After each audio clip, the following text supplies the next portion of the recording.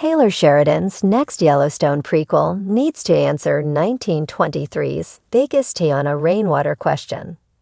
Taylor Sheridan's next Yellowstone prequel needs to answer the biggest outstanding question about Teonna Rainwater, Ammon and Neves, after 1923. The Yellowstone executive producer has teased a follow-up to 1923 Season 2 called 1944, which would pick up amid the events of World War II. 1944 could include key members of the Dutton family tree, like Spencer Dutton, Brandon Sklinner, and maybe even, as a ghost, Alex Dutton, Julia Schlepfer.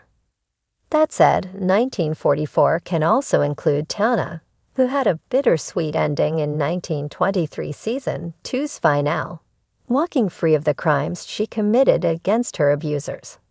Starting at an assimilation school run by the U.S. government and the Catholic Church, Teonna Rainwater overcomes horrible things in 1923.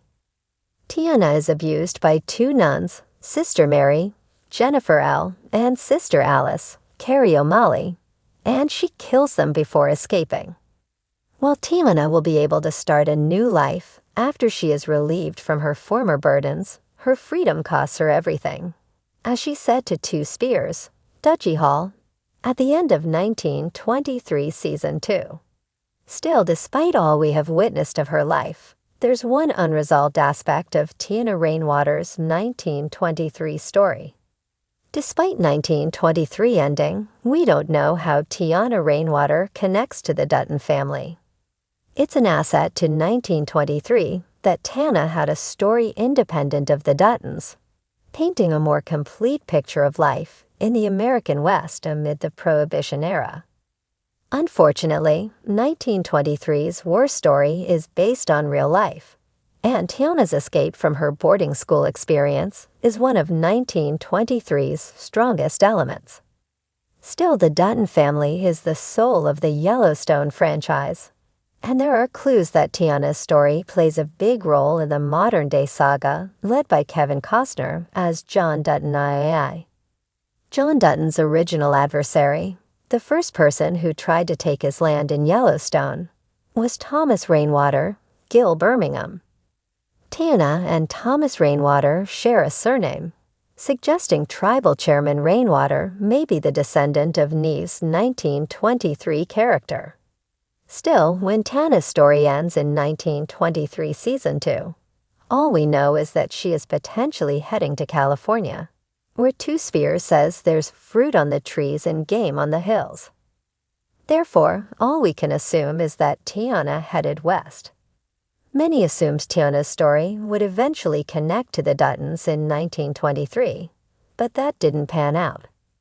1944 is the next opportunity to explain Teonna Rainwater's link to the Dutton family, and its creators need to take advantage of the opportunity in some way to entice fans to continue to subscribe to Teonna's journey, especially if she's included in 1944's cast. Some Yellowstone fans began losing interest in the Native American tale due to not understanding its larger role in Yellowstone's complete timeline, despite its inspirational and subversive qualities. 1944 can bring those fans back in, connecting Teonna's story to the Dutton family. Still, 1944 needs to continue Teonna's story, even if her story isn't directly connected. Taylor Sheridan, Yellowstone's screenwriter, is bound to explain how Teonna connects to Yellowstone eventually, and there are a few ways he could do that in 1944. At the end of 1923 Season 2, when Two Spears tells Teonna to go to California, he says there are more Mexicans and Indians than whites. We know from Yellowstone Season 1 that Thomas believed that he was Mexican until he was 18, when his adoption records were unsealed. Therefore, Teonna going to a place where her descendants could pass as Mexican in 1944 would embolden her potential connection to Thomas. If 1944 shows Rainwater in California, then Yellowstone fans could say with more confidence that Teonna was Thomas Rainwater's grandmother or great-grandmother, confirming the most popular theory. Resuming 20 years after 1923, Teonna's 1944 story could explain where she settled, how she was faring, and whether she had a child. If Teonna became pregnant with P. Plenty Clouds, Jeremy Ghana, 1944 could reveal that Teonna had a 20-year-old child, continuing her lineage. Still, 1944 may be too premature to reveal Thomas' link to Teonna, since he was born decades later, with Sheridan potentially saving the connection for his future 1960s-era prequel. When Taylor Sheridan introduced Teonna Rainwater in 1923, he did something rare and powerful. He gave voice and visibility to the generational trauma endured by Native American women in a way no Yellowstone project had before. Teonna, played with breathtaking strength by Amina Neves, became more than just a side character. She was the soul of resistance, a walking embodiment of both tragedy and defiance. As the dust settled on season 1 of 1923, one glaring question remains, echoing across the Montana plains and beyond. How does Teonna Rainwater's story connect to the modern Dutton era? And what legacy does she leave for the Rainwater lineage? Sheridan, the master of slow-burn storytelling and rugged American myth-making, owes fans one more chapter, a vital one, in the form of a new Yellowstone prequel that bridges the gap between 1923 and Yellowstone's present. Because if Teonna survives the violence that shadowed her every step, if she heals from the atrocities committed in those so-called boarding schools, then her legacy cannot simply fade into the wind.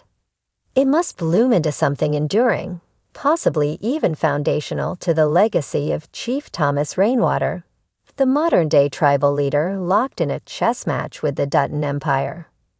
The next prequel, whether it's called 1944, 1963, or something else entirely, must answer the question: what became of Teonna Rainwater? A survivor's legacy. When we last saw Teonna, she was fleeing government agents, reeling from the deaths of both her parents, and under constant threat of being recaptured or killed. Her spirit had been battered, but not broken.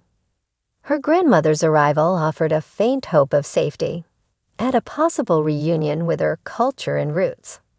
But we never saw where she ended up, or what kind of life she could carve out from the ashes of her trauma. Did she find peace on the reservation? Did she raise children of her own, perhaps instilling in them the strength and sovereignty she had to fight for herself? Or did she remain a ghost on the edges of America's conscience, forgotten, dismissed, and deliberately unacknowledged?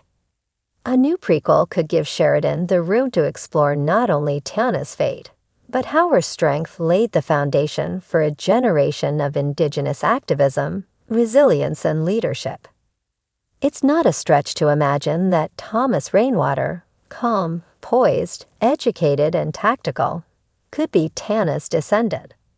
But such a reveal must be earned through storytelling, not assumed through shared surnames. Bloodlines and battles. Sheridan is no stranger to family sagas and blood feuds that span decades. The Dutton family tree has become a labyrinth of grit and grief. Yet the Rainwater family line remains something of a mystery. We know Thomas Rainwater was adopted, learned about his heritage later in life, and rose through the ranks of government and tribal politics. But what if his adoptive story is more than coincidence? What if it ties directly to Teonna's own struggle to protect what little remained of her bloodline? There's enormous potential for a layered, emotional narrative here. What if Teonna gave birth to a child in secret to protect them from being taken by the government again? What if her child was raised away from the reservation for safety, only to be reconnected to their roots generations later? That scenario would mirror Thomas Rainwater's journey and lend rich emotional weight to his struggle to reclaim his identity in Yellowstone. A prequel set in the 1940s or 1960s could track Teonna's adult years as she navigates motherhood, community rebuilding, and perhaps even quiet political rebellion.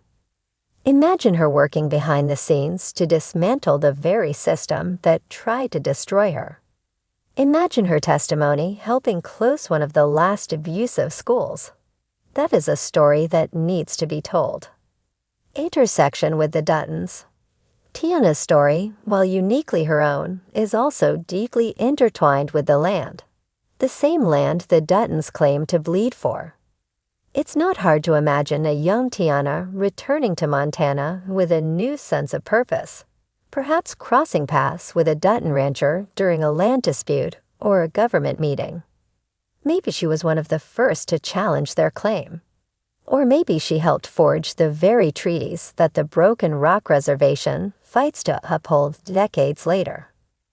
This intersection could be beautifully fraught, with neither side fully villainized but both entrenched in their visions of stewardship.